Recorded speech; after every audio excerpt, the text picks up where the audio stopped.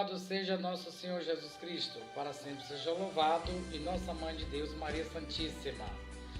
Povo de Deus, estamos de volta, demos uma parada, nos reorganizamos e vamos recomeçar nossa meditação litúrgica, a liturgia do Domingo Comum.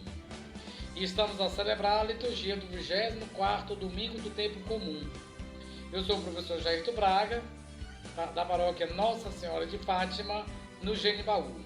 Padre Litécio, nosso pároco, e Padre Júlio César, nosso vigário paroquial.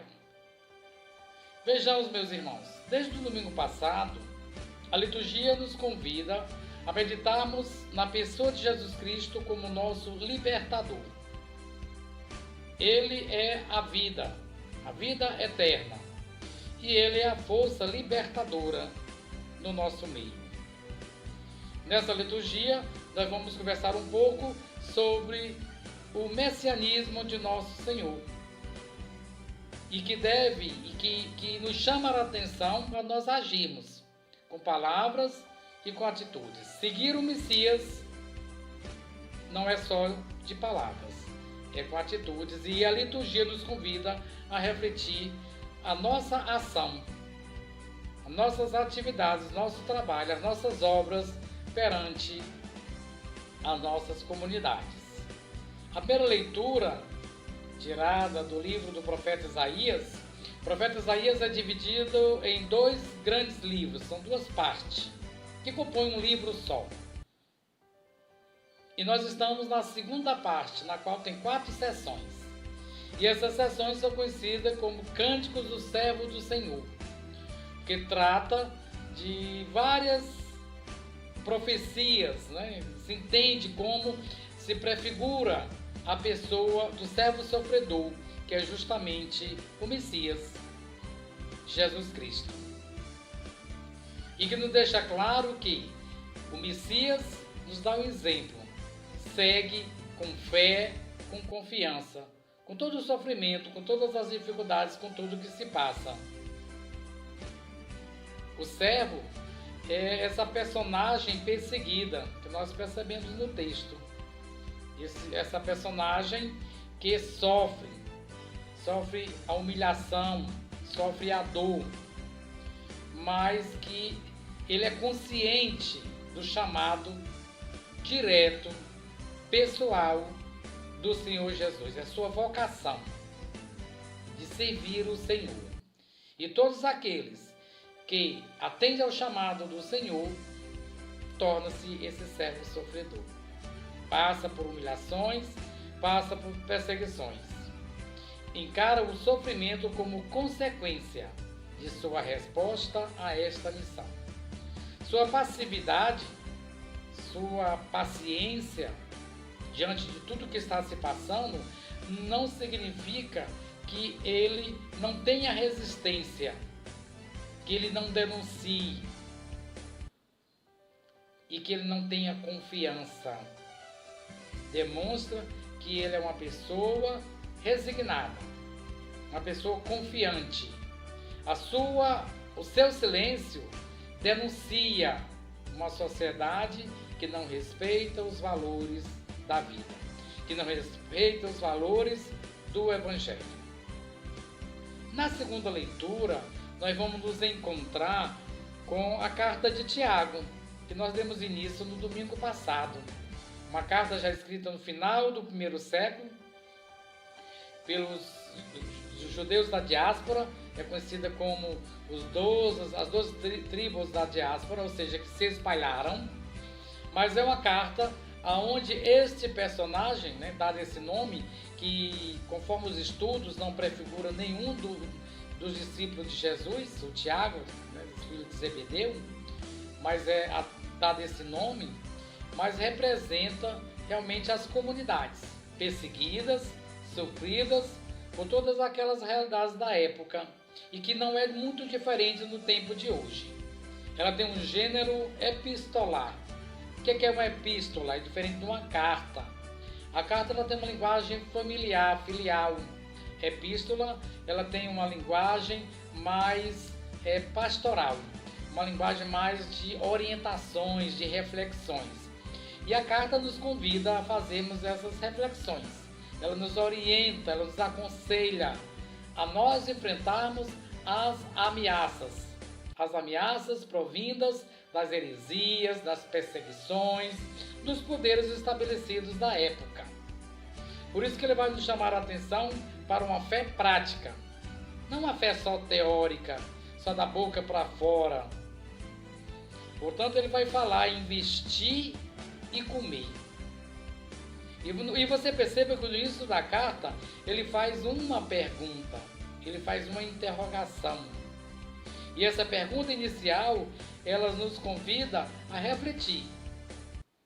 Quais são nossas ações perante as situações de miséria, de fome, de nudez, dos problemas sociais da época? Portanto, não há oposição entre a fé e as obras. Alguns interpretam às vezes que Tiago, o escritor, a comunidade que escreve essa carta, está se opondo a Paulo. De forma nenhuma. As duas comungam entre si. Porque Paulo fala das obras ligadas simplesmente ao legalismo, simplesmente para se apresentar, o farisaísmo daquela época. É isso que Paulo contesta. E aí Paulo chama a atenção, as obras têm que ser de fé, as obras têm que ser concretas, as obras têm que partir de dentro do coração, não para se amostrar. E Tiago aí chama a atenção para isso. A fé precisa estar enraizadas em práticas verdadeiras e sinceras no seguimento a Jesus Cristo. Jesus nos convida, não nos quer acomodado. Jesus nos quer em missão. Missão essa que não só leva a palavra, mas que leva também atitudes de mudanças, de transformações para melhorias da vida do povo. Essa é a consequência do seguimento de Jesus.